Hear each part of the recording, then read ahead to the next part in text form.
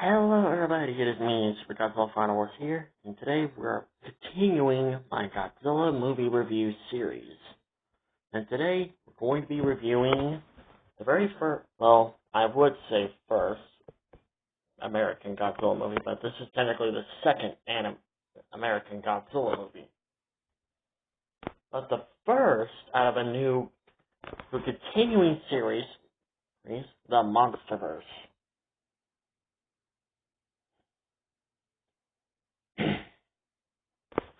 We're reviewing Legendary's Godzilla 2014. And joining me today is Legendary Godzilla.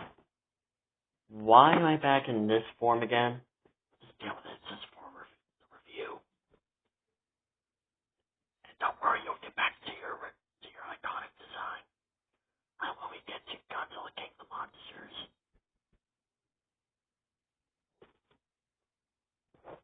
And female Muto. Oh, right. She's still small. You need to get a bigger Muto figure. Make that three bigger Muto figures I need to get. Well, that's if Bandai made a bigger female Muto. Well, you don't really need to rely on Bandai. You got Hyatt Toys.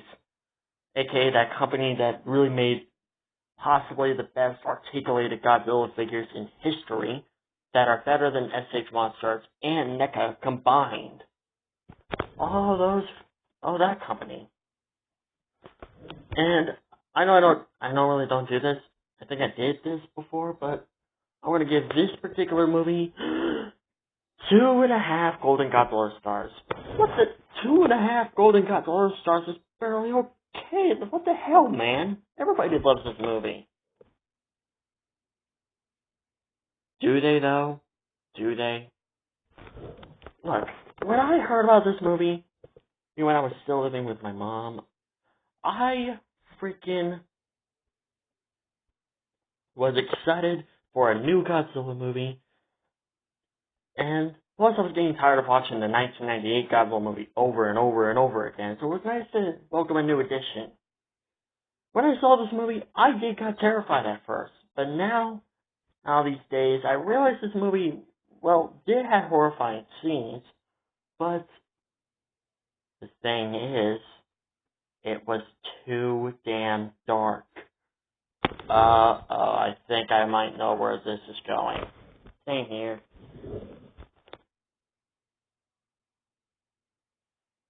The film was just too damn dark. It was just way, way too damn dark. I couldn't even see Godzilla battling the Mutos. Not only that, but this film, I really like the beginning part of this film. Don't get me wrong, I love the beginning of this film. The fact that we get the old school atomic bomb makes you feel like this is going to be like a connection to the 1954 Godzilla movie, but in the end, it turns out to be its own thing. And not only that, I really like the soundtrack of the opening of the film. I like the opening film scene in general.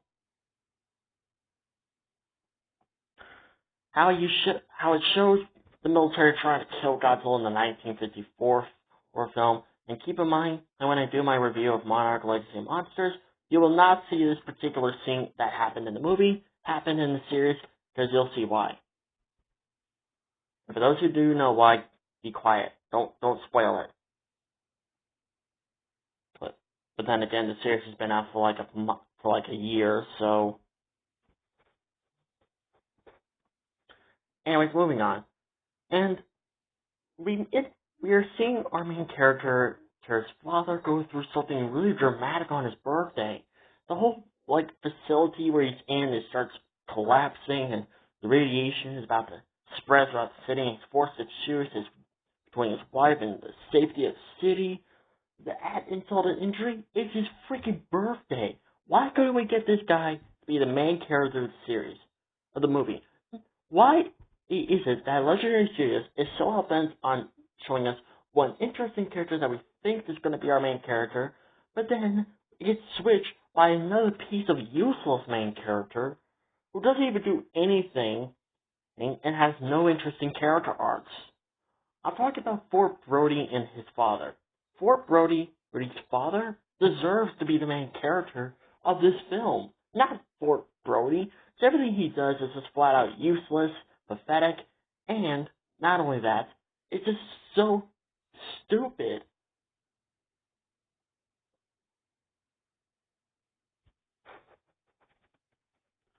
Not only that, but this film, no. This character, Fort Brody's father, deserves to be the main character. And I could give you 100 good reasons why. Why set up this character's backstory in the beginning of the movie, not only to continue with him, but instead continue with his piece of useless wood son.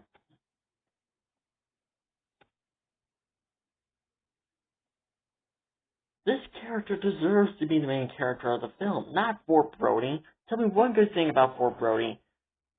Tell me like 100 good reasons about Fort Brody. Tell me why this character is our main character. Oh, I can give you a good reason. He's like a military bomb expert kind of guy. You do realize every single Godzilla film that we've ever gotten from Toho, they always begin with a military person. Or someone who's in the government. Wait. Seriously? Yes. Go watch every single Japanese Godzilla movie, and you can see that every single movie starts with a military personnel. Or someone who's in the government. It's rare for civilians to be the main characters of a Godzilla movie.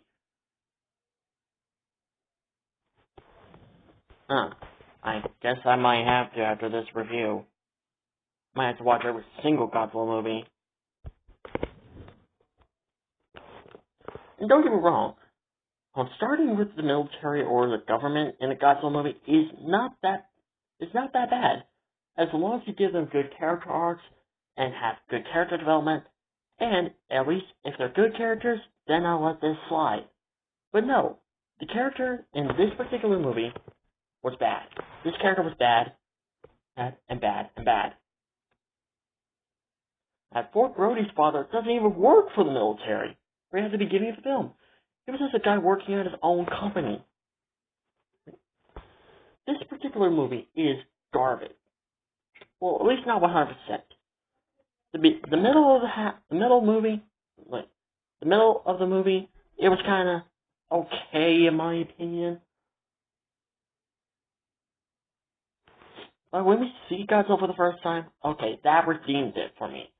Because Godzilla's intro was freaking amazing. Hell, I might even do this for Mechagodzilla's backstory, or even better, one of Mechagodzilla's films. But no. Because when we were about to see Godzilla laying the smackdown on the Mailmuto, what happens? It cuts away. It just immediately cuts away. Now, I don't mind the director saving the fight for the final battle of the film. But really, both Godzilla King of the Monsters and Godzilla vs. Kong, and maybe Godzilla X Kong the New Empire, might do way better to actually show good monster fights. But my biggest problem with the movie is the military of this movie. The military thinks that Godzilla is evil, and Dr. Serizawa is clearly telling them to leave Godzilla alone, that he's here to bring balance and to protect us. But no, the military is just like, no, we don't understand this creature, we're gonna shoot it. No, we're gonna drop a bomb on it. But the worst part is, they decided to wait until all the monsters are in the city to do it. Not only that, can I mention the little frickin' 1998 reference here? Uh-oh. I'm gonna back up a bit. What is it with this? What is it with this? I don't understand. This particular movie It's supposed to be a huge improvement over the 1998 film, but it just doesn't. Well, I mean, it does, kind of. It does. But at the same time, there's still that Godzilla human connection thing, which I don't mind because we got that in the Heisei era, we got that in the Showa era. I don't think we've ever gotten that in the Millennium era.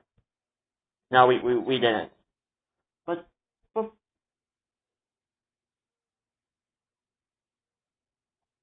but the fight scenes of this movie were good. I just got to get that out of the way. The fight scenes in this movie were good, and I like that scene with Godzilla fired his atomic breath. But still, this human connection in this film was just kind of boring to me, and I would have liked it a lot better if Fort Brody's father was in the movie. No, better yet, if he survived. Not only that, when Godzilla fell to the ground and looks at Fort Brody, wanna know what that reminds me of? What? Oh, shit. I forgot. The end scene. Yeah, that's right. And the egg scene? What's up with that? Oh, crap. I'll get that later. But still, and Godzilla using his atomic breath, giving that kiss of death scene, was amazing. But the part that I hate the most was Godzilla falling down onto the ground. Like, seriously? Like, dude, the bomb just went off. It gave you, like, a huge amount of radiation. Get up and walk the hell out of there like a man. And Godzilla. The end scene was okay. The beginning of the film, amazing. The middle, could have been better. The end scene, it was okay.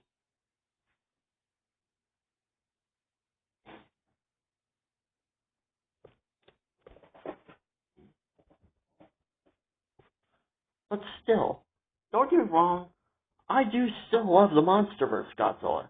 A lot of fans are wondering, why do I hate the MonsterVerse Godzilla? I don't. I'm just making a solid point that Legendary Godzilla is not number one of the most powerful Godzillas. I can literally name 5 different Godzillas. There's Heisei, there's freaking Ultima, Final Wars, Super Godzilla. No, make that 6. Earth Godzilla and Gemstone Godzilla. Those guys are a lot more powerful than Legendary. He can easily wipe the floor with his face. But this film was not a good film. Let alone, not as far as being a good Godzilla film. It could have been better, but at the same time, it could have been worse. Well, at least my other 2 films and upcoming 3rd film will do better, right? Yes, at least your other 2 films did better. Well, I could say that for Godzilla King of Monsters, but for Godzilla vs. Kong, you guys might have to see. For Godzilla X Kong, The New Empire, us fans will be the judge of that. Oh boy.